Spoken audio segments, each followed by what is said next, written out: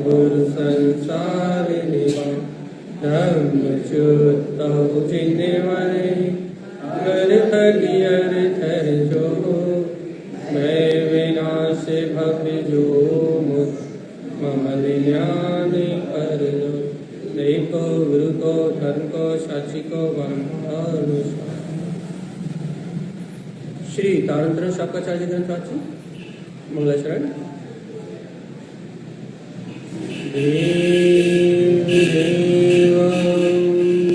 नमस्कृतं लोकालोकिप्रकाशितं त्रैलोक्यं भुवनार्थं ज्योति ओंकारं च विन्दते भुवं धियं श्रियं चिन्ते शुद्धि सद्भावपूर्णितं सम्पूर्णं स्वयं रूपं रूपातीतविन्दसंयुतं ये श्री तारतरण शाकाचार्य जी ग्रंथाधिराज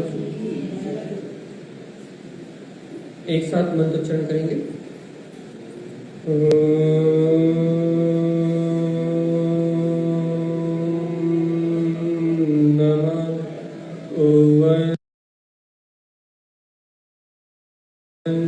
सिद्धि नमो नमः ओम नमः ओम सिद्धि नमो नमः ओम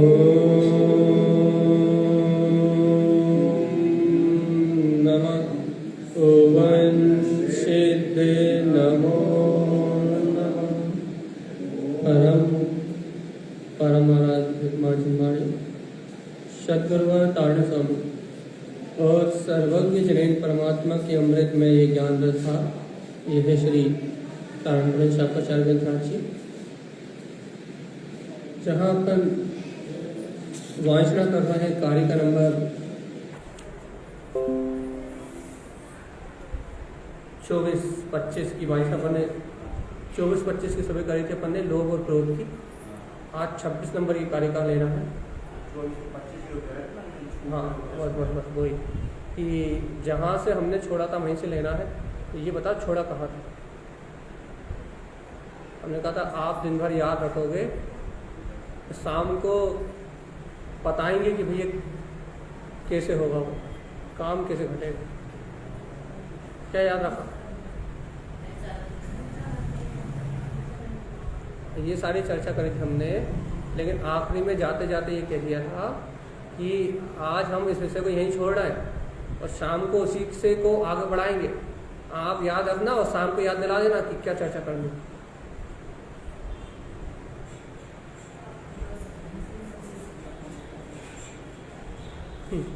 बताओ जल्दी, क्या चर्चा करनी है? अरे तो ये ऐसे काम थोड़े चलेगा। आगे पाठ पीछे सब सपाट। अब क्या समझाएं बता, कितनी महत्वपूर्ण विषय था कि ज्ञानी साधक क्रोध और लोभ करते समय भी भिन्न कैसे रहता। ज्ञानी आत्मज्ञानी श्रावक ये क्रोध लोभ आदि कसाय के परिणमन करते समय भी इनके बीच में भिन्न कैसे रहता है। उन्होंने कहा था भैया दिन भर याद रखना कि शरीर आदि से, इन संयोगों से क्रोध आदि लोभ आदि करने वाला मैं नहीं हूँ।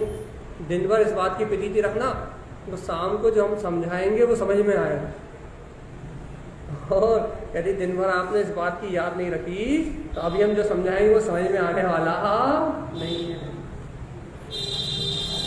अब आपने याद ही नहीं रखा तब आपको समझ में आने वाला, अगर हम समझा भी देंगे तो समझ में नहीं आएगा। क्यों? क्योंकि वो पुरुषार्थ आप करते हैं तो आपको समझ में आता कि आज हमने दिन भर याद रखा तो हम करते हुए भी भिन्न कैसे रहे। आपको प्रयोग में घटता कि हमने सिर्फ इतना स्मरण रखा कि कसाय आदि क्या कहे लोभ आदि क्रोध आदि करने वाला मैं नहीं हूँ। मात्र हमने जो स्मरण रखा, जो याद रखा ना हमने कि ये करने वाला मैं नहीं हूँ, तो हमें दिन भर जागृति बनी रही भैया। क्रोध आया तो हमें पता लगा, राग आया तो हमें पता लगा, लोभ के परिणाम चले तो हमें होश आया। क्या होश आया? अरे देखो देखो देखो मैं करने वाला नहीं। तो ये जो होश है ये साधना है। और जो मूर्छा है कि राग हो रहा है पता नहीं है, लोभ हो रहा है पता नहीं है, विकार भाव चल रहा है पता नहीं है, जैसे ऐसे वैसे जैसे परिणाम चल रहे हैं इनके बारे में कोई जानकारी नहीं है, मदहोश है, बेहोश है भैया, मूर्छा है, पता ही नहीं कब आ रहा है परिणाम, कब जा रहा है, कौन से परिणामों से कौन सी गति बन रही है, कौन से परिणामों से हमारा आत्मा कितना कलेश भोग रहा है, कुछ होश ही नहीं है, एकदम बेहोश पड़े हुए हैं। जैसे कोमा में कोई मुर्दा पड़ा रहता है ना, मुर्दा नहीं है, कोमा में है तो कोमा में है तो जीवित, लेकिन कोमा में होने के कारण से उसे कोई होश नहीं। ऐसे ही अपन है तो जीव, लेकिन मोह राग देश आदि कसाय में इनके कोमा में होने के कारण से हमें होश ही नहीं है कि हमारे कौन से परिणाम चल रहे हैं, हमारी परिणति कौन सी चल रही है। अब भैया होश ही नहीं है तो भेद ज्ञान कहां से करोगे? देखो भेद ज्ञान कौन कर सकता है? देखो बहुत अच्छी बात बता रहा हूं आपको, भेद ज्ञान कौन कर सकता है? जिसे नींद खुल गई हो। नींद खुल गई हो मतलब भैया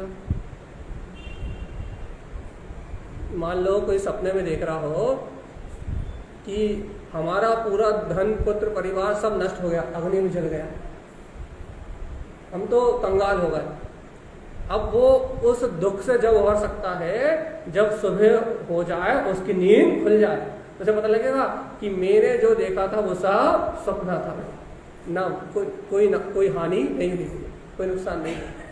ऐसे ही ये जीव को यदि क्या बोलते हैं मोह और राग आदि ये जो विकारी परिणाम चल रहे हैं, इनसे भिन्न जीव जब हो सकता है जब इस जीव की नींद खुल जाए। नींद खुल जाए, काहे की नींद खुल जाए भैया? मोह की नींद खुल जाए, मोह से जाग जाए, इसे बोध हो जाए कि मैं इन परिणामों का करता ही नहीं हूं, ये परिणाम तो अपनी योग्यता चल रहे हैं। जब जीव जाग जाएगा ना तो फिर उसे परिणाम चलने वाले अपने से भिन्न दिखाई देंगे। अच्छा बता, अभी अपन राग करते हैं तो क्या अपने को भिन्न दिखाई देता है क्या? अभी अपन क्रोध करते हैं तो अपने को भिन्न दिखाई देता है क्या? अभी अपने अंतर में जो विचार चलते हैं क्या वो अपने को भिन्न दिखाई देते हैं क्या? नहीं देते। क्यों नहीं देते भिन्न दिखाई? भिन्न है कि नहीं? पहले बता, वो चलने वाले परिणाम अपने से भिन्न है कि नहीं?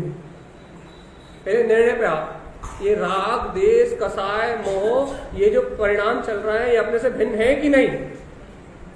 भिन्न है, लेकिन अपने को भिन्न दिखाई दे रहा है कि नहीं दिखाई दे रहा है?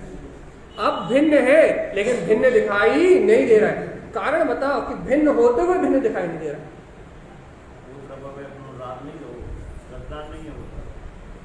बस बात इतनी है कि अपना जो अपन कह तो रहे कि राग आदि परिणाम भिन्न है, लेकिन अपना उसका निर्णय नहीं है। अपने को ये श्रद्धा पूर्ण दृढ़ नहीं है ये राग आदि परिणाम वाकई में मुझसे भिन्न है। इस सत्य को लेके हम सावधान नहीं है, जागे नहीं है, हमारी आत्मा जागी नहीं है। तो भैया देखो कोई जैसे अपने घर छोटे बच्चे रहते हैं ना, उस स्वप्न में बड़बड़ाते हैं, स्वप्न में बड़बड़ाते हैं ना कि ऐसा हो गया ऐसा हो गया ऐसा हो गया ऐसा हो गया, और हिला दो तो बड़बड़ाहट बंद हो जाती है। ऐसे अपन अभी स्वप्न में बड़बड़ा रहे हैं, ये राग आदि परिणाम मुझसे भिन्न है, ये कसाय आदि परिणाम मुझसे भिन्न है, ये संयोग आदि परिणाम मुझसे भिन्न है। ये स्वप्न में बड़बड़ाना है, स्वप्न में बड़बड़ाना है, जागे नहीं है। और यदि यही बात अपन आत्मा की जागृति पूर्वक कहें, मतलब दृढ़ श्रद्धान पूर्वक कहें कि वास्तव में राग आदि परिणाम मेरी आत्मा से अलग है, यदि ये अपन सावधान होकर जागृति पूर्वक कहें तो भगवान आत्मा ये जागृति में जो अपन कहेंगे ना, ये अर्थात जो चिंतन से या सुन लिया साथ में कहने लगे, ये तो देखा देखी कहना बड़बड़ाना है नहीं। लेकिन जब अपन स्वयं इस बात का चिंतन करके जब हम ऐसे रुचि पूर्वक कहेंगे ना, तो वास्तव में चलती हुई कर्म धारा, चलने वाले भाव अलग जानने में आएंगे और ये चेतना अलग जानने में आएगी। तो कैसी जानने में आएगी भैया? स्वीकारता में जानने में आएगी, स्वीकारता। ऐसा नहीं है कि आत्मा हवा में उड़ती हुई दिखाई देगी और शरीर यहाँ बैठा हुआ दिखाई देगा, ऐसा नहीं होगा। अपन क्या सोचते हैं भैया कि हम आंख बंद करेंगे तो आत्मा हवा में उड़ती हुई दिखाई देगी और शरीर यहाँ बैठा हुआ दिखाई देगा, ऐसा नहीं होगा कुछ। या आत्मा बाहर निकल के दर्शन देगी और ये शरीर यहीं रह जाएगा, ऐसा कुछ नहीं होगा। क्या होगा? क्या होगा? इस देवालय में ही बैठा हुआ वो देव वो इन सारे संयोग से भिन्न है, ऐसा प्रतिभास होगा, ऐसी प्रतीति में आएगा, प्रतीति में। देखो भैया, हमने सुबह कहा था आपसे, क्या कहा था कि आज आप अभ्यास करना भैया। क्या अभ्यास करना? कि ए रागादि पर्याय परिणमन अपनी योग्यता से चल रहा है, मैं इसका करता नहीं। यदि आपने अभ्यास किया होगा तो आपको ये पता लगा होगा कि रोज की तरह हम डूबे नहीं रहे। जैसे हम रोज डूबे रहते हैं, कोई कुछ भी कहता है तो हमें कुछ पता नहीं लगता, हम क्रोध करते रहते हैं हमें पता नहीं लगता, हम बड़बड़ाते रहते हैं हमें पता नहीं लगता, हमारे उल्टे सीधे विचार चलते रहते हैं हमें पता नहीं लगता। लेकिन यदि आपसे आज जो सुबह कहा था कि आज आपको दिन भर प्रयास करना भैया, क्या कि ये जो परिणाम चल रहा है वो मेरे नहीं है, ये राग आदि जो परिणाम चल रहा है मेरे नहीं है, ये क्रोध आदि जो आ रहा है मेरा नहीं है। यदि आपने ऐसा अभ्यास किया है तो आज आपको स्वयं, आज के दिन में स्वयं आपको ये प्रैक्टिकल में आया होगा कि रोज के अपेक्षा से आज हमारे परिणाम में दिन भर सावधानी बनी रही है, जागृति बनी रही। तो देखो पुरुषार्थ इसी का तो नाम, वो परिणाम हट जाए इसका नाम, वो परिणाम हट जाए, वो परिणाम नष्ट हो जाए, ये तो साधु दशा में होगा। अभी वो परिणाम हटने वाले नहीं है, नष्ट होने वाले नहीं है। तो अभी क्या उपाय था भैया? अभी उन चलते हुए परिणामों के बीच में हमें होश आ जाए, होश, हमें जागृति आ जाए। उन चलते हुए परिणाम के बीच में हमें सत्य का बोध आ जाए। अभी हमारा पुरुषार्थ यही था। तो भैया यदि आज आपने दिन भर यदि प्रयोग किया है, सिर्फ सुन के नहीं गए, यदि आज आपने घर जाके इस बात का प्रयोग किया था, क्या प्रयोग किया था कि देखो आज भगवान की वाणी में आया था कि देखो क्रोध क्या है भैया? अग्नि है, धर्म रत्न को जलाने वाली है।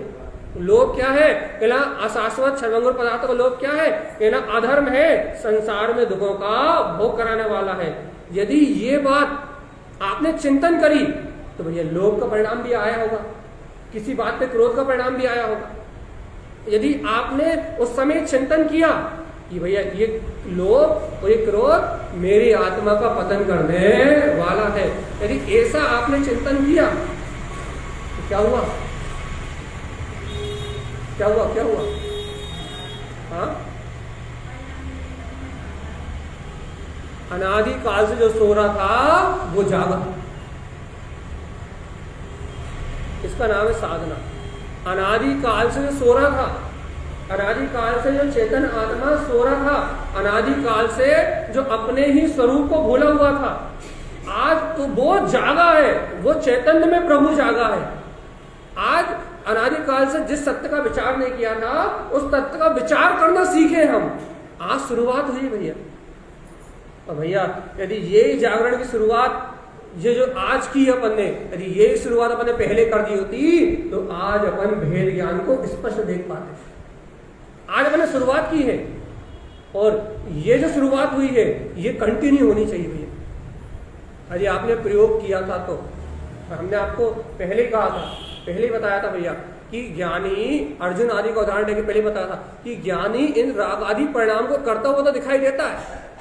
उसको मान लो भैया जैसे ज्ञानी है तो उसको भी आप क्रोध करता हुआ देख सकते हो, गुस्सा आते हुए देख सकते हो भैया। ऐसा थोड़ी ना कि उसके पूर्व बने हुए कर्म सारे के सारे नष्ट हो गए।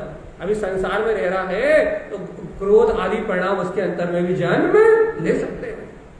घर पति परिवार के बीच में रह रहा है तो सहयोग में भाव ऊपर नीचे हो सकते हैं भैया, भाव ऊपर नीचे हो सकते हैं, परिणाम आगे पीछे हो सकते हैं, लेकिन सुनो उसके अंतर में जो अपने स्वभाव का लक्ष्य है, क्या लक्ष्य है कि मैं ज्ञायत तत्व भगवान आत्मा हूं और ये सारी परिणति मेरी चेतना से भिन्न है। ये जो उसका अभिप्राय है, अभिप्राय अभिप्राय अभिप्राय का है, अभिप्राय का है उसके अभिप्राय क्या है भैया? उस देखो अभिप्राय समझो, अभिप्राय समझो, अभिप्राय क्या है उसका? अभिप्राय देखो उसका अभिप्राय क्या है भैया? उसका अभिप्राय ये है कि अब ये संसार में परिभ्रमण नहीं करना। उसका अभिप्राय क्या भैया कि मैं ज्ञायक तत्व भगवान आत्मा हूं, मुझे जितना भी परिणमन चल रहा है ये कर्म अधीन चल रहा है। तो उसका अभिप्राय बदल गया भैया। अब उस जीव का पूरा अभिप्राय बदल गया। सुनो सावधानी से, अब ये पूरा अभिप्राय बदलने के कारण से क्या हुआ कि राग आदि के परिणाम से चल रहे हैं। सुन रहे हो कि नहीं? राग आदि के परिणाम से चल रहे हैं, लेकिन उसकी स्वीकारता में ये नहीं आ रहा कि ये राग आदि परिणाम मैं कर रहा हूं। फिर से सुनो इस बात को, राग आदि के परिणाम तो उसे चल रहे हैं, राग का भाव भी चल रहा है, द्वेष का भाव भी चल रहा है, क्रोध और लोभ आदि के परिणाम भी चल रहा है, लेकिन अनादि काल की तरह उसे ये स्वीकार नहीं हो रहा कि ये मुझ में चल रहा है। क्या स्वीकार हो रहा है कि ये परिणाम तो मुझसे भिन्न है, इन परिणामों का कर्ता मैं जीवात्मा नहीं हूं, इन परिणामों का कर्ता मैं चेतन नहीं हूं। ऐसा अभिप्राय होने से, ऐसी अंतर में मान्यता होने से, ऐसी निष्ठा होने से उन परिणामों को करते हुए भी वो कैसा है, कैसा है वो? ज्ञानी की बात सुननी कि नहीं सुननी? पहले ये बात, पहले ये बताओ कि ज्ञानियों के अंतर में क्या घटता है, ज्ञानियों की अनुभूति में क्या घटता है। पहले समझना भी है या नहीं समझना? समझना, हमें ज्ञानी होना, हमें अपना मोक्ष मार्ग का लक्ष्य बनाना है, पक्का बनाना है। अपन इस अभिप्राय से बैठे हैं, जब अनादि काल से एक कान से प्रवचन सुने और दूसरे कान से बाहर। पंडित जी ने क्या बोला था, मंदिर में चर्चा कर ली, मंदिर में बढ़िया बढ़िया बात कर ली, और बाहर गए तो सब खाली, जीवन में प्रयोग कभी नहीं किया। और यदि वैसे ही प्रवचन सुनना है तो फिर भैया हमें सुनना दुर्लभ, हमें नहीं सुन पाओगे। तो यदि आपको जीवन में उतारना है, अपने जीवन को बदलना है, उपयोग बदलना है, दृष्टि बदलना है, तो फिर बात करो भाई। यदि उपयोग बदलना हो तो, जीवन में कुछ लाना हो तो, और देखो जीवन में लाने की कला, जीवन में उस सत्य को उतारने की कला बहुत, देखो कितना सरल मार्ग है कि उस ज्ञानी ने, ज्ञानी मतलब एक सामान्य जीव, कोई ज्ञानी के 4 हाथ नहीं होते, 2 सिर नहीं होते, 4 पैर नहीं होते। तो फिर ज्ञानी के क्या है भैया? देखो ज्ञानी किसे कहते हैं? ज्ञानी किसे कहते हैं कि ज्ञानी के अभिप्राय में, ज्ञानी किसे कहेंगे? ज्ञानी के अभिप्राय में हर घड़ी अपने तत्व को ग्रहण करने का लक्ष्य होता है, उसे हर घड़ी अपनी प्रभुता का बोध होता है, उसे हर घड़ी अपनी चेतना का स्मरण रहता है। वो खाता हुआ दिखता है, चलता हुआ दिखता है, बैठता हुआ दिखता है, बात करता हुआ दिखता है, और कभी कर्म को जैसे राग देश करता हुआ भी दिखता है, और भैया यदि कभी तीव्र कर्म को आ जाए तो क्रोध आदि करता हुआ भी दिखाई देता है। ये सब करता हुआ दिखाई देता है, लेकिन उसके हृदय में, उसके अंतर में हमेशा लगन, हमेशा प्रतीति अपने ध्रुव तत्व को ये ग्रहण करने की रहती है, और हमेशा यही निर्णय रहता है कि ये जितना विकारी परिणाम चल रहा है ये मेरी चेतना से पृथक है, मैं तो शुद्ध बुद्ध ज्ञायक स्वरूपी परमात्मा हूं। ये खराखर 100% निर्णय रहता है। भगवान आत्मा इस निर्णय रहने के कारण से क्या होता है? क्या होता है बता प्रिया? क्या होता है? नाम यही ना, किसका नाम है? हाँ बहन बोलो, क्या होता है? बोलो ली। हाँ रिपीट तो नहीं करना, बताओ क्या होता है? हाँ श्रद्धान मजबूती से होता क्या है?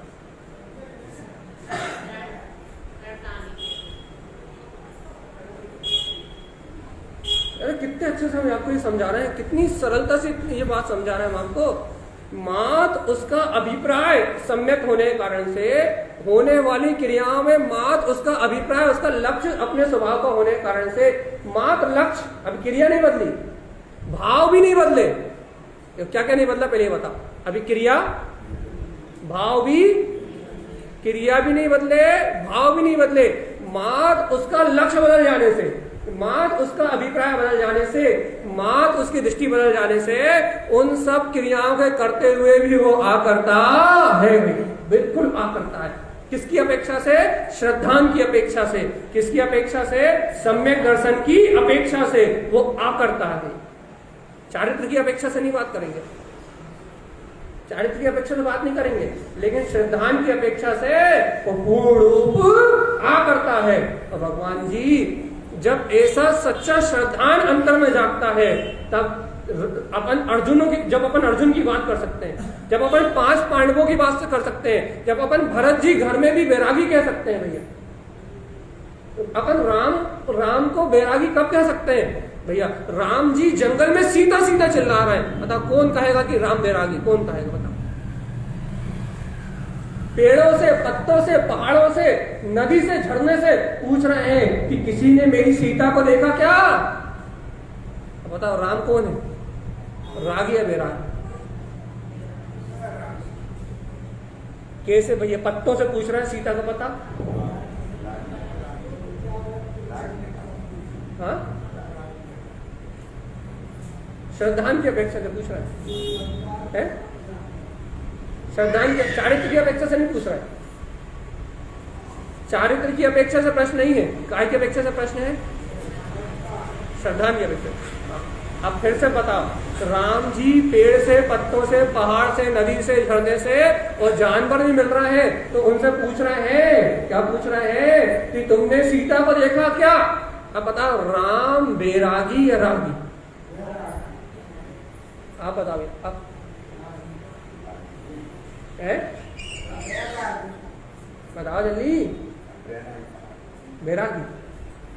हाँ बहन बोलो, बैरागी। क्यों बैरागी? महाछायक सम्यक दर्शन का श्रद्धान, महाछायक सम्यक दर्शन लेके बैठे हुए हैं, उनकी श्रद्धा में कोई अंतर आने वाला नहीं है। वो नदी में से पूछे, पहाड़ों से पूछे, पत्तों से पूछे या पूरी दुनिया में किसी से भी पूछे, लेकिन उनके श्रद्धान में रंच मात्र अंतर आने वाला नहीं है। इसलिए छायक सम्यक दर्शन वैरागी है। छायक सम्यक दर्शन के कारण वैराग्य वैराग्य वैराग्य चेतन, ए भगवान, ए जीवात्मा, सुन तो लो क्या कह रहा है। जब इस भव जीव को आत्म तत्व का अभिप्राय प्रकट होता है तो फिर परिणमन की गिनती नहीं की जाती।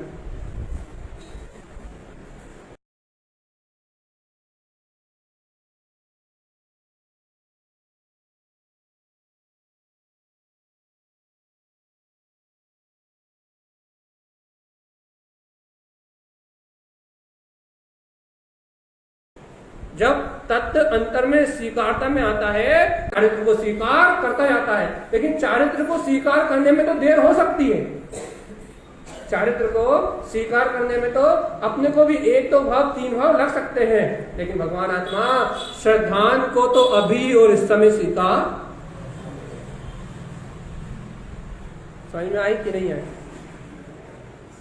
चारित्र को स्वीकार करने में तो 2 3 भाव लग सकते हैं। अभी आप मुझसे कहो भाई साधु हो जाओ, तो मैं कह दूं भैया अभी 3 चौकड़ी कसाय पड़ी हुई है, अभी भैया क्या कह रहा है भैया, यदि अनंतन मंदी यदि कहो कि अनंतन मंदी 6 हो भी गई तो अप्रत्याख्यान वर्णन और प्रत्याख्यान वर्णन ये 2 कसाय चौकड़ी का उदय चल रहा है। आप मुझसे कहो कि साधु हो जाओ तो मैं क्या कहूंगा?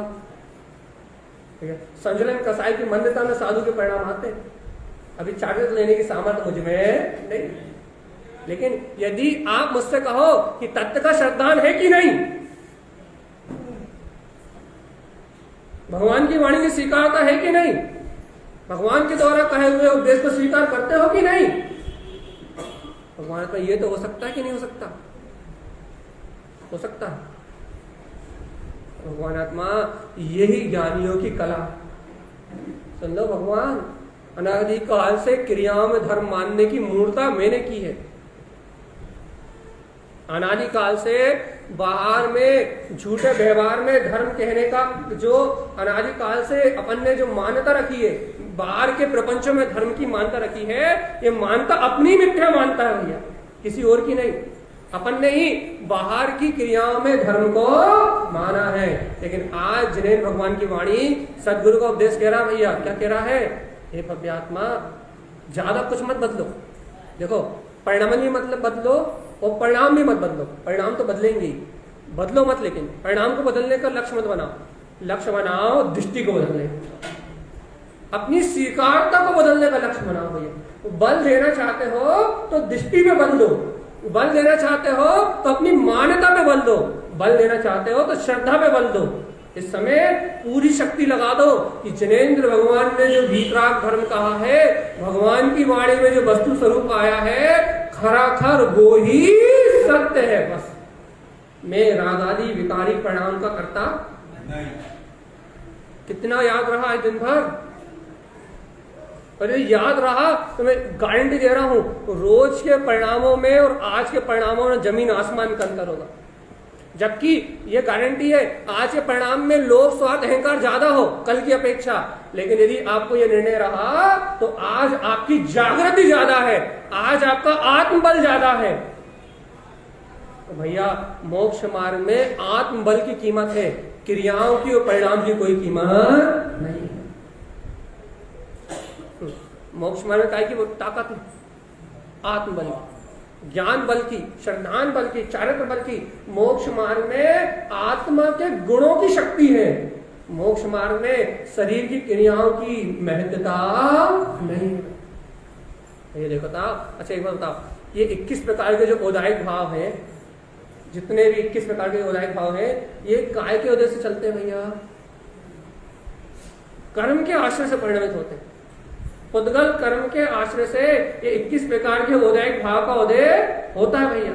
लेकिन भगवान जी ये 21 प्रकार के औदायिक भाव के लिए तो कर्म का उदय चाहिए।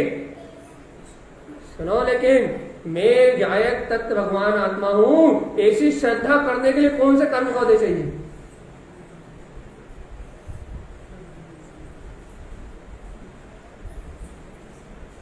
किससे पूछे बताओ, ऐसी श्रद्धा करने के लिए किसका उदय चाहिए है? बताओ, सही में आ रही चर्चा? चलिए बताओ, हम जो चर्चा कर समझ में आ रही है? नहीं आ रही, फिर छोड़। आ रही समझ में? नहीं आ रही। बताओ भैया, जो यहाँ हम बात कह रहे हैं कि आत्मा का श्रद्धान करने के लिए कौन से कर्म का उदय चाहिए? ये जवाब कि आत्मा की श्रद्धा कर्मोदय के आश्रित नहीं है, औदायिक परिणाम कर्मोदय के आश्रित है। लेकिन ज्ञान स्वभाव की श्रद्धा करने के लिए किसी कर्म के उदय की आवश्यकता नहीं है। वहां तो आत्म श्रद्धान करने के लिए मात्र आत्मा ही हूं ऐसा विश्वास करने की आवश्यकता है। अपने स्व का विश्वास होगा तो आत्मा का श्रद्धान प्रगटेगा, और तत्व श्रद्धान प्रगटेगा तो मिथ्यात्व आदि कर्म की प्रवृत्तियां उपसमित क्षयोपसमित या क्षय को प्राप्त होंगी। लेकिन भैया आत्म श्रद्धान करने से कर्म क्षय होते हैं, और कर्म के आश्रय से आत्मा का श्रद्धान नहीं होता। भगवान जी जो काम अपने आश्रित हो सकता है जो काम अपने आश्रित हो सकता है, उस काम को करने के लिए पर का आश्रय क्यों? अनादिकाल से क्या कह रहा है भैया? मिथ्यात्व क्षय होगा तब सम्यक होगा। ऐसा क्यों नहीं कह रहा है कि अब भी आलियम स्वरूप को स्वीकार करेंगे और मिथ्यात्व तो अपने आप ही क्षय हो जाए? ऐसा सीधा सीधा विचार क्यों नहीं कर रहा है? घुमा फिरा के विचार क्यों कर रहा हो? भैया ज्ञानावर्णी कर्म का क्या बोलते हैं आवरण छटेगा तो हमें क्षयोपम ज्ञान प्रकट होगा भैया, या ज्ञानावर्णी कर्म क्षय हो जाएगा तो क्या होगा भैया? हमें केवल ज्ञान की प्राप्ति हो जाएगी। ये सब विचार क्यों नहीं कर रहा है? क्या कि मैं आत्मा तो केवल ज्ञान स्वरूप ही हूं। कैसा केवल ज्ञान हो भैया? देखो भैया, आत्मा केवल ज्ञान स्वरूप कैसा है? तो केवल ज्ञान मतलब मात्र ज्ञान। आत्मा का गुण भी ज्ञान है, आत्मा का गुण भी ज्ञान है, आत्मा का स्वभाव भी ज्ञान है, और आत्मा की पर्याय भी ज्ञान है। तो केवल ज्ञान तो गुण में भी है, द्रव्य में भी है और पर्याय में भी है। तो केवल ज्ञान मात्र मैं आत्मा हूं ऐसा अभी स्वीकार करूंगा और अब भी आज भैया वो अपने ज्ञानानुभव की प्राप्ति हो जाएगी। सीधा सीधा सीधा सीधा रास्ता क्यों अच्छा नहीं लग रहा, घुमा फिरा के क्यों जाना चाह रहा? उपवास करो, व्रत करो, नियम करो तो मुक्ति की प्राप्ति होती है। हाँ भाई सही बात है, उपवास नियम व्रत करने से परिणाम शुभ होते हैं, कर्मों की उदीर्णा होती है, पूर्व में जो कर्म है वो उदीर्णा में आते हैं और जीव उन्हें वर्तमान में भोग के और निकाल देता है। लेकिन किसको? सम्यक दृष्टि को, मिथ्या दृष्टि को थोड़ी ना। मिथ्या दृष्टि तो राग पूर्वक मोह पूर्वक उन कर्मों की उदीर्णा करके क्या करता है? अशुभ कर्मों को उदीर्णा करके भोगता है और शुभ कर्मों का आश्रय करके फिर भोग विलास में डूब जाता है। उसको क्या लाभ? लाभ किसको होगा? सम्यक दृष्टि को होगा। मिथ्या दृष्टि तो जितने क्षय करेगा अर्थात जितने कर्म उसके उदीर्णा करके जितने वो भोग के निकालेगा वो तो नहीं फिर आश्रय कर लेगा। उसको क्या जाना? यहाँ तो सम्यक श्रद्धान जिसको प्रकट हुआ है, तत्व का लक्ष्य जिसको प्रकट हुआ है, जिसकी दृष्टि में स्वज्ञायक पदार्थ आया है, वो भैया घर में भी, ये तो समझ में आई, वो तो घर में भी वैरागी, वो घर में रहता हुआ भी वैरागी है। अच्छा बताओ, अपनी अंतरात्मा से पूछ के बताओ, क्या आपको विश्वास होता है क्या कि अर्जुन सहस्त्राणी सेना का वध करते हुए विरक्त हो सकता है? अपनी आत्मा से पूछना, सुनी कहानियों पे मत बोलना भाई। अपनी आत्मा से पूछना कि 96,000 रानियों के बीच में भरत जी वैरागी हो सकते हैं कि नहीं? आत्मा से पूछना, अपनी आत्मा से पूछना। आत्मा क्या कह रही है? हो सकते हैं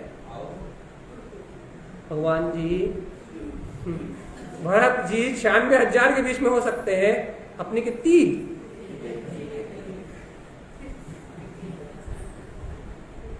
क्या भैया, जब आत्मा कह रही है कि वो 96,000 के बीच में हो सकते हैं, पर अपन क्यों नहीं हो पा रहे भैया जी? ये तो बताओ।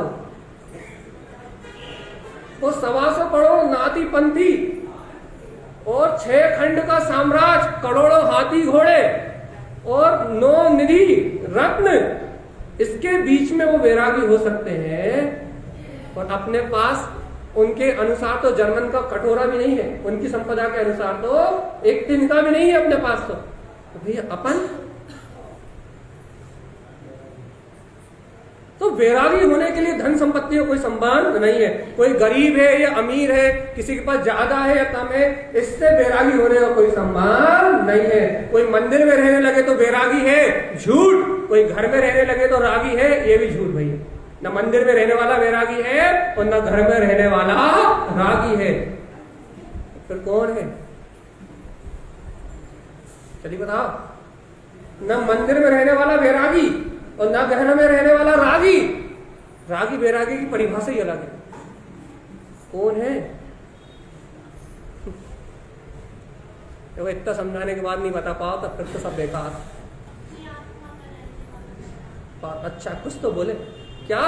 जिसको अपना स्वभाव स्वीकार है, जो स्वयं में रहने वाला है, वो वैरागी। तो भैया सुनो तो, जो पर में रहे वो रागी।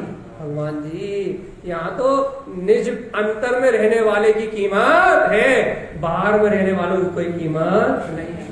यहाँ तो जिसकी दृष्टि अंतर में है, जिसको अपने स्वभाव का श्रद्धान है, वो वैरागी, और जिसको अपने स्वभाव का श्रद्धान नहीं है वो रागी। चाहे जंगल में रहो चाहे घर में, यहाँ तो बात श्रद्धा की है, यहाँ तो बात लक्ष्य की है, यहाँ तो अपने उद्देश्य की बात है। यदि जीव का उद्देश्य चतुर्गति के परिभ्रमण से छूटना, संसार के दुखों को नाश करना है, तो घर में रहता हुआ भी वो जीव वैरागी। जीव का उद्देश्य भैया संसार के ही भोगों को प्राप्त करना है, संसार की ही रुचि है, तो भैया वो जंगल में रहता हुआ भी रागी। बात तो इतनी सी भैया, जिसे शरीर मन वचन काय पुण्य पाप की क्रिया सत्य लग रही है, वो जंगल में रहता हुआ भी रागी। और जिसे घर में रहते हुए भी मकान, दुकान, पुत्र, परिवार ये सब कुछ असत्य है, ये सब प्रतीति में आ रहा है, वो घर में रहते हुए भी। अब अपन कौन?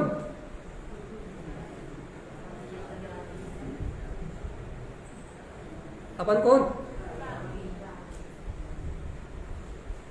इतना समझने के बाद भी रागी।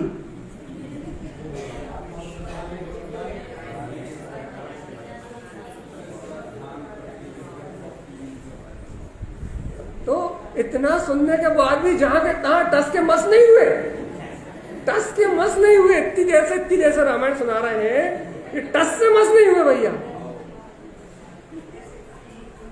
अब तो बदल जाते, अब तो स्वीकार कर लेते ये घर, पुत्र, परिवार सब झूठा सपना है। भगवान आत्मा मेरा गायक परमात्मा मुझ में विलस रहा है, रागादि परिणाम का कर्ता मैं नहीं हूं। अब तो स्वीकार कर लेते, अब तो श्रद्धा अपेक्षा से मान लेते कि भैया वास्तव में वैराग्य की शुरुआत होने वाली है, या हो रही है, या हो चुकी है। हाँ, होने वाली है, समय लगेगा। हमारे जाने से पहले हमारे रहते हो जाए।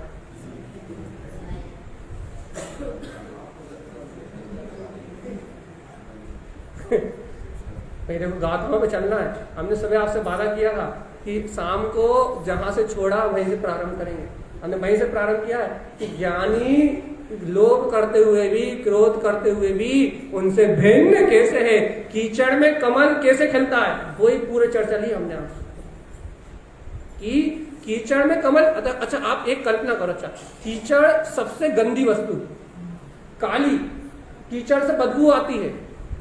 सोचो तो, कीचड़ दुनिया में सबसे मलिन वस्तु, देखते से ही घिन आती है, उससे मलिन, उसमें बदबू आती है। और कमल देखो आप, उसी में खिला है, लेकिन सबसे सुंदर वस्तु। और देखो कीचड़ गंदगी दे रही है, बदबू दे रही है, और कमल सुगंध दे रहा है, खुशबू दे रहा है। कीचड़ से लोग भाग रहे हैं, उसकी कुरूपता को देख के उससे गिलानी कर रहा है, और कमल उसी में खिल रहा है, उसे देख के प्रमोदित हो रहा है, आकर्षित हो रहा है, उसके निकट आ रहा है। बताओ, एक ही स्थान पे दो वस्तुएं, वो दोनों विपरीत। एक ही स्थान पे दो वस्तुएं, एक सर्व सुंदर, सर्व सुगंधित, रूपवान, सबके आकर्षण का विषय, और उसी स्थान पे कीचड़, सबसे मलिन, सबसे गंदगी, सबके लिए गिलानी का विषय। एक ही स्थान पे दो वस्तुएं। भगवान जी जैसे कीचड़ में कमल खिल रहा है, वैसे ही इस दुनिया का सबसे मलिन स्थान ये देह है। इस देह से ज्यादा अशुचि स्थान कोई है नहीं। और इस अशुचि स्थान में जैसे कीचड़ में कमल खिला हुआ है, वैसे ही ये आत्मा भी इस शरीर आदि विकारी भाव आदि संयोग में रहते हुए भी कीचड़ में कमल के समान वैसे ही निर्लिप्त है, वैसे ही सुंदर है, और वैसा ही आकर्षण का केंद्र है। एक बार जो भी ज्ञानी इस गायब कमल को देख लेते हैं, इसकी आत्म आनंद की सुगंध को ले लेते हैं, वो लौट के कभी संसार में नहीं आते। प्रमाण दो, 24 तीर्थंकर इस बात का प्रमाण है। अनादिकाल से हुए सिद्ध, अनादिकाल से हुए अरिहंत, अनंत काल से ये पंच परमेष्टि जितने भी ज्ञानी हुए हैं, ये इस बात का प्रमाण है। जिन्होंने इस कमल स्वभाव की सुंदरता को देख लिया, जिन्होंने इसकी सुगंधि को प्राप्त कर लिया, वो लौट के कभी संसार में नहीं आए। वो संसार की कीचड़ में, इस शरीर के दलदल में कभी दोबारा फंसे नहीं। भगवान जी कीचड़ में कमल खिल सकता है, तो इस देह में वो ज्ञायक आत्मा नहीं रह सकता क्या? मान क्यों नहीं रहा है कि मैं ज्ञायक तत्व भगवान आत्मा ही।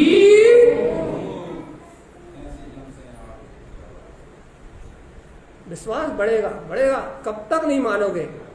मार मार के मुसलमान मना देंगे, लेकिन बनाएंगे जरूर। मुसलमान मतलब मतलब जबरदस्ती आपसे चिल्वा के कहलवा के कि मैं गायक ही हूँ, मैं गायक ही हूँ, और मैं गायक ही हूँ। दिन में 3-3, 4-4 बार कहलवा के आपको ये विश्वास करवाना ही है, हम करवा नहीं सकते, कोई किसी को कुछ नहीं करवा सकता। सब द्रव्य का परिणाम स्वतंत्र है। अपनी होनहार, अपनी स्वयं की योग्यता, अपनी स्वयं की पात्रता कह रही है कि स्वीकारता काल आ गया है कि अपन तो ज्ञायक भी है और घटने वाला जगत का सारा परिणाम अपनी योग्यता अनुसार घट रहा है। एक द्रव का दूसरे द्रव से किंचित मात्र भी कोई संबंध नहीं। अब भी मानो, इस समय मानो, इस काल में मानो, इस बात को कोई नहीं नकार सकता। वस्तु का स्वभाव है और वस्तु स्वभाव धम्मो कुंद कुंद कह रहा है। कुंद कुंद ने तो भैया बहुत सारी बात कही, उन्होंने चारित्र खलु धम्मो भी कहा। तो चर्चा बकबक करने का नाम धर्म नहीं है, इसे श्रद्धान के आचरण में लो तो धर्म है। इसे चारित्र में लाओ, चलते फिरते उठते बैठते खोद सोते जाते खाते पीते, एक इस बात को चारित्र में लाओ, आचरण में लाओ। ये परिणमन भिन्न है और मैं ज्ञायक आत्मा भिन्न हूं, इसे अपने चारित्र में लाओ तो इसका नाम धर्म है। और जब तक ये बात चारित्र में नहीं आ रही, चारित्र मतलब कपड़े उतारने का नाम अकेला चारित्र नहीं है। यहाँ स्वीकारता रूप, ज्ञान की स्वीकारता रूप जो आचरण है, यदि ये बात सम्यक्ता चरण चारित्र में नहीं आ रही तो फिर स्वरूपा चरण अर्थात संयम चरण चारित्र तो कभी आ सकता है ही नहीं। भैया पहले तो सम्यक्ता चरण चारित्र ही होगा, उसके बाद में संयम चरण चारित्र होगा। पहले सम्यक्त में आचरण होगा, फिर संयम में आचरण होगा। आचार्य ने संयम का लक्षण लिखा, आचार्य तारण स्वामी ने लिखा ज्ञान समुच्चय सारणी में संयम का लक्षण। तो उन्होंने क्या कहा मालूम है संयम का लक्षण? कहना संयम का लक्षण सम्यक है, यदि सम्यक नहीं होगा तो संयम नहीं होगा। अब आप सम्यक को पकड़ोगे तो संयम तो होगा ही होगा, सहज साध्य है। ये बात अंतर चित्त में जाए तो जीव को अपने तत्व की रुचि, अपने अंतर की भावना प्रगाढ़ हो। और भैया ऐसे शुद्ध तत्व की भावना को भाता हुआ, ऐसे परमार्थ की भावना को भाता हुआ ये जी भैया अपने कल्याण को प्राप्त कर सकता है। बात तो आनंद में रहने की है। अच्छा बताओ, एक बात बताओ, अच्छा इतनी सी बात बता दो आप हमें, यदि आप अपने ज्ञायक स्वभाव को स्वीकार कर लोगे तो आपके दुख बढ़ जाएंगे, आपकी चिंताएं बढ़ जाएंगी, आपके धन की हानि हो जाएगी। देखो हम आपसे बहुत अच्छे प्रश्न पूछ रहे हैं, हम बच्चों से पूछ रहे हैं। बताओ यदि अपन अपने भगवान आत्मा को स्वीकार कर लेंगे तो अपने क्या बाहर की पढ़ाई लिखाई छूट जाएगी, अपने बाकी सारे काम छूट जाएंगे, तो क्या होगा? यदि हम अपने ज्ञायक स्वरूप को स्वीकार कर लेंगे तो हमारे कसाय आदि के परिणाम बिला जाएंगे, हमारी चिंताएं बिला जाएंगी, हमारे दुख के साधन बिला जाएंगे और हमारा जहां उपयोग लगा रहा है वहां उपयोग और अच्छे से लगेगा, पुण्य भी बढ़ेगा, बाहर की विभूति भी बढ़ेगी, सारे मंगल ही मंगल हो रहे हैं। अमंगल का कोई काम है ही नहीं। भगवान आत्मा इतने सारे फायदे होने के बाद भी, इतने सारे फायदे होने के बाद भी उस आत्मा को क्यों स्वीकार नहीं कर रहे भैया जी? वो तो कह रहे सारे मंगल, सारे मंगल, सारे मंगल यहाँ है। चिंताएं खत्म हो जाएगी, आकुलता खत्म हो जाएगी, दिन रात की किले मिट जाएगी, एक दूसरे से बैर विरोध के भाव मिट जाएंगे, आपस में प्रेम प्रीति बढ़ जाएगी, चारों तरफ आनंद आनंद हो जाएगा और अंदर से विषय विकार खत्म हो जाएंगे। और भैया पुण्योदय बढ़ेगा तो धन संपदा बढ़ती जाएगी, सारे फायदे। उसके बाद भी और एक आध नुकसान हो तो बता दो भैया, एक आध नुकसान गिना दो, एक आध। हाँ हम एक नुकसान गिनाए, संसार छूट जाएगा, सबसे बड़ा नुकसान। लेकिन भाई छोड़ना तो नहीं चाह रहे ना हम, इसलिए हमें नुकसान लग रहा है। हम छोड़ने नहीं चाह रहे। सबसे बड़ा डर ये लगता है यदि मैंने आत्मा परमात्मा स्वीकार कर लिया तो हमारी मम्मी का क्या होगा, हमारे पापा का क्या होगा, हमारी पत्नी का क्या होगा, हमारे बच्चों का क्या होगा, हमारी तिजोरी का क्या होगा। यदि हमने अपने आप को ज्ञायक स्वरूपी भगवान आत्मा स्वीकार कर लिया तो फिर ये हमें तो अपने लगेंगे ही नहीं, फिर तो सब पराये पराये लगने लगेंगे। फिर इन सबका क्या होगा? भगवान जी एक बार बताओ, रामचंद्र जी, लक्ष्मण जी, भरत जी, राम के भाई भरत, इन लोगों में या 5 पांडव, ये लोग शायद सम्यक दृष्टि थे, तत्व को स्वीकार करते थे, तो इनका प्रेम वात्सल देखो, एक दूसरे के लिए प्राण न्यौछावर करते थे, प्राण। भैया धर्म से वात्सल प्रेम बढ़ता है, कुछ छूटता नहीं है, बल्कि कले कले छूट जाएगी। जो भाई भाई में कले कलेश हो रही है, माँ बाप में, सास बहू में जो कलेश हो रही ना, कलेश खत्म होगा, प्रेम खत्म नहीं होगा। भगवान जी अपन उल्टा समझते हैं, कले खत्म होती, कले। हाँ बात वही, जहां तत्व की स्वीकारता हो, जनवाणी की बात स्वीकार हो, ज्ञायक तत्व स्वीकार हो, वहां कले छूटती है, प्रेम बढ़ता है। अपन सोचते हैं सब छूटता है, छूटता नहीं है, प्रेम बढ़ता है, वात्सल्य बढ़ता है, स्वार्थ खत्म होते हैं, अहंकार खत्म होता है, क्रोध खत्म होता है, वासनाएं खत्म होती है, प्रेम बढ़ता है, प्रीति बढ़ती है, अपनत्व का भाव बढ़ता है, और भाई श्रद्धान में रहता है। ये सब भिन्न है, लेकिन पुण्य की वजह से ये सारी संपदा आदि बढ़ती है, कम कुछ भी नहीं होता। आवृत्ति की भूमिका में सम्यक दृष्टि को जो पुण्य आश्रय होता है, 3 काल में भी मिथ्या दृष्टि को हो सकता नहीं। 63 साल का आदि महापुरुषों का जो उत्कृष्ट पुण्य जो बांधता है सम्यक दृष्टि, वो पुण्य कभी भी मिथ्या दृष्टि को बन सकता नहीं है। भैया सोचो सोचो कि सम्यक होने से 5 उंगली घी में और सिर कढ़ाई में, उसके बाद भी इससे सरल और क्या समझाएं बताओ? इससे सरल और क्या चर्चा करें? सबसे सरल बात है भैया, एकदम सरल बात है। कितनी सरल है, इधर कुछ भी नहीं करना ना भैया, ना राई बढ़े ना तिल घटे, कुछ नहीं करना। अनंत गुणों का पिंड जहां का तहां विराजमान है, वो जैसा है उसे वैसे का वैसा। यदि कुछ करने की बात कर रहे हो तो जो जहां है उसे वहां का वहां स्वीकार कर लो, 2 के 2 और सारा काम खत्म। अरे जिनागम में कहा तो है, शायद कुंद कुंद जी का वचन है, नहीं जीव जुदा पुद्गल जुदा, यही समय का सार, और बाकी सारे कथन इसका विस्तार, बस इसके अलावा और कहीं कुछ है?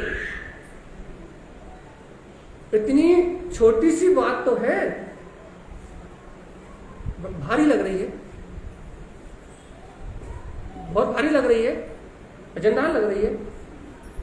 देखो भैया हम आपको एक छोटा सा उदाहरण दे रहा है, बहुत छोटा सा। भैया ये जीव अपने अहंकार के लिए अपनी गर्दन कटा सकता है,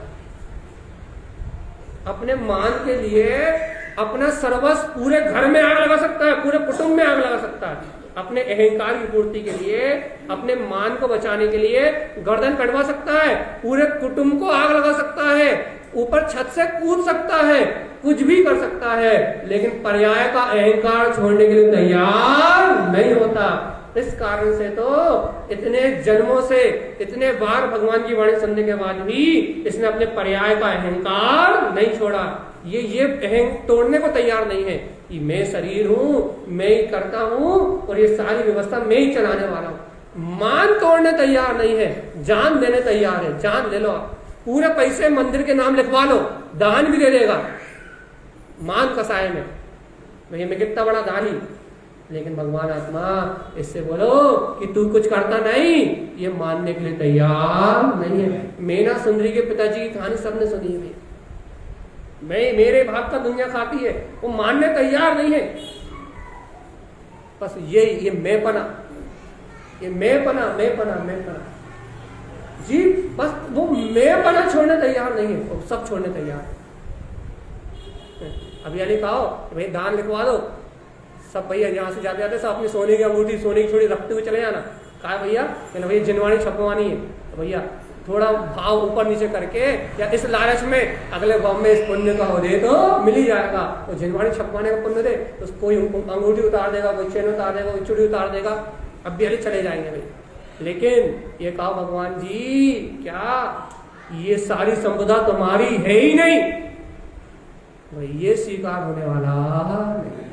भाई ये जीवन भर खून पसीना एक कर करके कमाया है, रात में रात तूने कुछ नहीं किया। वाह वाह वाह वाह, जिसने करा उससे पूछो, एक एक बूंद पसीने के सींच के पूरा मकान बनवाया है और आप कह रहे हो अपनी तत्समय की योग्यता से हो गया। वाह भैया वाह, जीवन भर मेहनत हमने करी, नाम आपने रख दिया सर्वज्ञ का। गजब की बात है। ये अहंकार नहीं टूटता, ये कर्तव्य नहीं टूटता, तो जब तक ये अहंकार और कर्तव्य नहीं टूटेगा तब तक भेद ज्ञान होना असंभव। भाई कर लो क्या करना, देखो गाथा नहीं कर पा रहे हम, जल्दी से कह दो भगवान जी एक आध गाथा तो कर ले। हम ज्ञानी की दशा बताने में उलझ गए, अब हम ही उलझ गए। इसलिए बताओ कैसे घर में वैरागी, कैसे सब करते हुए भी क्या करता है, सिर्फ अभिप्राय, लक्ष्य, तत्व की श्रद्धा, अपनी तत्व की स्वीकारता होने के कारण से सब करते हुए भी विरक्त। भैया एक गाथा लेते हैं अपन, देखो भैया देखो अभी अपन जो चर्चा कर रहे हैं, मानम अनित्य रागम, 15 मिनट बचे मात्र। देखो मानम अनित्य रागम, भैया ये जीव मान कसाय के कारण से अनित्य रागम क्षणभंगुर पर्याय से राग करता है। क्षणभंगुर पर्याय से मतलब अपन एक कहानी सुनी कि नहीं सुनी, एक सेठ जी थे भैया, शॉर्टकट में 1 मिनट में, हम घंटों नहीं लेने वाले, 1 मिनट में कहानी। क्या एक सेठ जी थे भैया, साधु के पास गए, उन्होंने पूछा क्या कि साधु महाराज मेरे कितने भाव है, कहने लगे भैया 2, सॉरी उसने पूछा कि मेरा अगला भाव क्या है, तो साधु महाराज ने कहा अगले भाव में जो तुम गटर के कीड़े बनोगे भैया। तो उन्होंने कहा अच्छा अगले भाव में गटर के कीड़ा बनेंगे, अरे और फिर उसके बाद अगला भाव, कहला वहां से मर के अगले भाव में फिर तुम सम्राट बनोगे और 8 दिन बाद तुम्हारी मृत्यु होना भैया। तो वो जल्दी जल्दी राजकुमार वो क्या बोलते हैं जो सेठ थे वो अपने घर गए और उन्होंने कहा कि बेटा सुनो, मैं अपने ही घर में पीछे गटर में कीड़ा बनूंगा, चमकीला कीड़ा बनूंगा और तुम मुझे जैसे ही देखो वैसे ही मार देना, मुझे मार देना। क्यों मार देना? क्योंकि तुम मुझे मार दोगे तो फिर मैं अगले भाव में फिर सम्राट बन के आ जाऊंगा। ये कह दिया और 8 दिन बाद पिताजी की मृत्यु हो गई। फिर 2-4 दिन खारी वारी उठाने में और सब करने में लगे और फिर उसे पिताजी की बात याद आई तो डंडा लेके गया वो मारने के लिए, किसको? उस कीड़े को। तो जैसे ही बेटा डंडा लेके जाए तो वो कीड़ा वापस मल में छुप जाए, बार बार छुप जाए, वो रोज जाए, वो रोज छुप जाए। अब वो कीड़े से कहता है कौन? पुत्र, कि भैया मरना हो तो सामने आ जाओ और नहीं तो क्यों रोज परेशान कर रहे हो? तुम कीड़ा धीरे से डरते हो तो बाहर निकल के आए, कहने लगा तेरी मेरे से दुश्मनी क्या है, तू मुझे मारना क्यों चाहता है?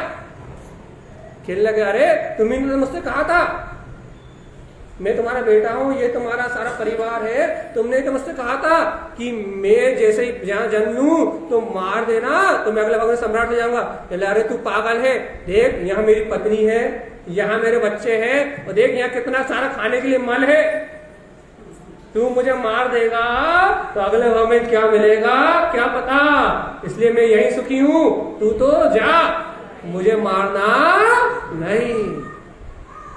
क्या समझ में आया? जिस पर्याय में गया उसका ही मान करके भेड़ गया, चाहे कीड़ा बन जाए, चाहे चींटी बन जाए, चाहे गटर का कीड़ा बन जाए, चाहे कुछ भी बन जाए, जिस अवस्था में जाता है उस अवस्था में ही अपनापन कर लेता है, उससे अपनापन छोड़ना नहीं चाहता। ये मान है, ये मान है।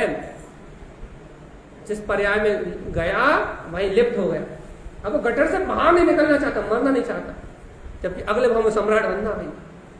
लेकिन जितने समय कीड़े की पर्याय है उतने समय उस पर्याय को भोगना ही पड़ेगा। कर लो और कर्म कर लो भगवान जी, बिना भेद ज्ञान के, बिना तत्व निर्णय के और अहंकार कर लो, यही कीड़े बनोगे भगवान आप या हम। जन्म तो इन पर्याय में अपन ने भी अनंतवार यही है भैया। सावधान, क्या कह रहा है? मानम अनित्य रागम, मान के वशीभूत होके क्षणभंगुर पर्याय से राग करता है। तो देखो तो माया विनाश दृष्टते, देखो भैया संसार की माया के चक्कर में विनाश दृष्टते विनाशिक पदार्थों की ओर ही दृष्टि रखता है। मान के कारण क्षणभंगुर पर्याय का मान करता है और माया के कारण विनाशिक वस्तुओं पे ही दृष्टि रखता है भैया, विनाश की ओर इसकी दृष्टि रहती है। और देखो क्या करता है, अशाश्वतम भाव वृदंते, जो अशाश्वत क्षणभंगुर पदार्थ है उनके प्रति भावनाओं को बढ़ाता है भैया, उनकी भावनाएं बढ़ाता है, क्षणभंगुर पदार्थों को ग्रहण करने की भावना में रत रहता है। अधर्म नरयम पतम, ऐसे मान में माया में रत ये जीव अशाश्वत भाव को वृद्धिगत करने वाला ये जीव अधर्म नरयम पतम कहा जाता है, अधर्म का पोषण करते हुए नरकों में ही जाता है। कहा जाना है, चलिए बताओ कहां जाना है, मोक्ष।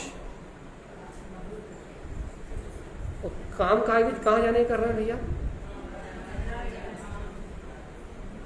कह रहा जाना है मोक्ष और काम कर रहे हैं नर्क जाने के, लगे हैं माया में, लगे हैं मान कसाय में, अशाश्वत भाव को वृद्धि कर रहा है भैया कि घर कैसे बढ़ जाए, पुत्र कैसे बढ़ जाए, नाती कब होगा, पंथी कब होगा, तिजोरी 1 की 2 कब होंगी, मकान 2 के 4 कब होंगे, गाड़ी 4 की 6 कब होंगी। लगे हैं 2 का 4 करने में, 4 का 16 करने में, 16 का 32 करने में।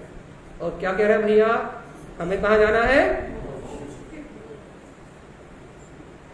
भाव क्षणभंगुर पदार्थों को ग्रहण करने का है और जाना है सबको मोक्ष। नारायण स्वामी कह रहे हैं, सुन लो, मुक्ति मुक्ति तू चिंत भाई, मूढ़ा मुक्ति होरी ना। कितना ही मुक्ति मुक्ति का चिंतन कर ले, मूर्खों की मुक्ति होने वाली नहीं है। अन्यानी अन्यान मऊ मिथ्या सर संजुतिर्ना, मुक्ति मुक्ति तू चिंत भाई, मूढ़ा मुक्ति होरी ना। अज्ञानी है, मिथ्या सन में डूबा हुआ है और मुक्ति मुक्ति चिल्ला रहा है। मुक्ति 3 काल में होने वाली नहीं। क्या कह रहा है गुरुदेव, अपन भी तो वही तो नहीं, अन्यानी अन्यान, अज्ञान से मिथ्या सन में डूबे हुए हैं और मुक्ति मुक्ति की जाप कर रहा है। मोक्ष मोक्ष सम्यक दर्शनाय नमः, सम्यक ज्ञानाय नमः, सम्यक क्षत्राय नमः। ओ मुक्ति कब मिलेगी, मुक्ति कब मिलेगी, रट रहा है तोते की तरह। देखो तोते की कहानी सुनी, तोता पिंजरे से बाहर मत निकलना, बिल्ली आएगी और ऐसे ही रटता रहा हो। बिल्ली ने मुंह में दबा लिया, उसके बाद भी कहता रहा, तोता पिंजरे से बाहर मत निकलना, बिल्ली आएगी और ऐसे ही अपन भी भैया 30-35-36 साल के हम भी हो गए, 40-50-50 60 70 70 80 साल की लाइन लगी हुई है। कब कब किसको हार्ट अटैक आने वाला है पता नहीं, पर अपन अभी भी कह रहे हैं भैया क्या कि मैं आत्मा हूं शरीर नहीं, मैं आत्मा हूं शरीर नहीं। कहां जा रहे हैं, मोक्ष। और कहा आत्मा की प्रतीति कितनी है, वेद ज्ञान कितना है, तत्व का स्मरण कितनी देर रहता, कच्छु नहीं भैया, बस वही तोता पिंजरे से बाहर मत निकलना, बिल्ली आई और वही तो अपन रट रहा है। इस शरीर से भिन्न मैं आत्मा हूं, न आत्मा का श्रद्धान हो रहा, न तत्व की स्वीकारता हो रही, और रट्टू तोता भजन रट लिए तो बस वही नर्क निगोद संसार की यात्रा। क्या विचार है भगवान जी, हाँ सही में नहीं आके सतत, अच्छा नमामि सत्यम भक्तम, भक्ते कर दिया आपने, नमामि सत्यम भक्तम अनादि आदि, प्रति समय अपने अनादि आदि तत्व को नमस्कार अर्थात उसकी प्रीति, उसका बहुमान यदि ये अपने हृदय में होगा तो अपना सारा संसार का पर्याय भाव मिला जाए। छोड़ो हे भगवान मान माया, देखो मान को उदाहरण तो दे दिया, माया माया क्या कहते हैं भैया, संक्षेप में अपन जानते हैं कंचन कामनी कीर्ति। कंचन मतलब सोना चांदी, ये महल अटारी, ये सब कंचन।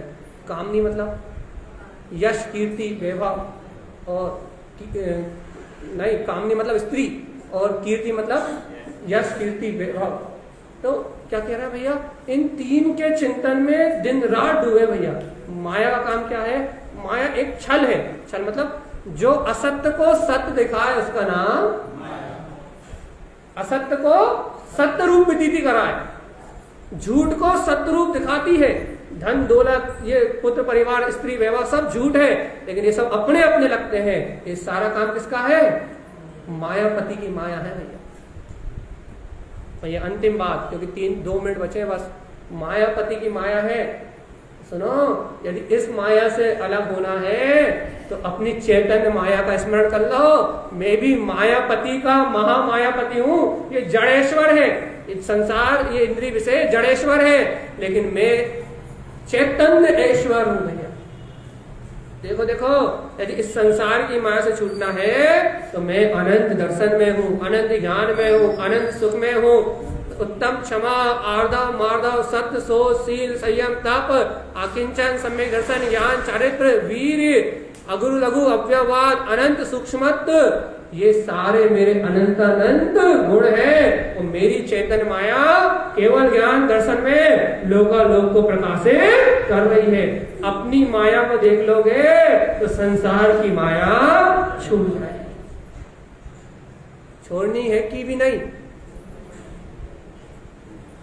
निज की माया का सहकार कर लोगे, निज मायापति चैतन्य माया का स्वामी निज की माया को देख लोगे तो संसार की माया से दृष्टि हट जाएगी।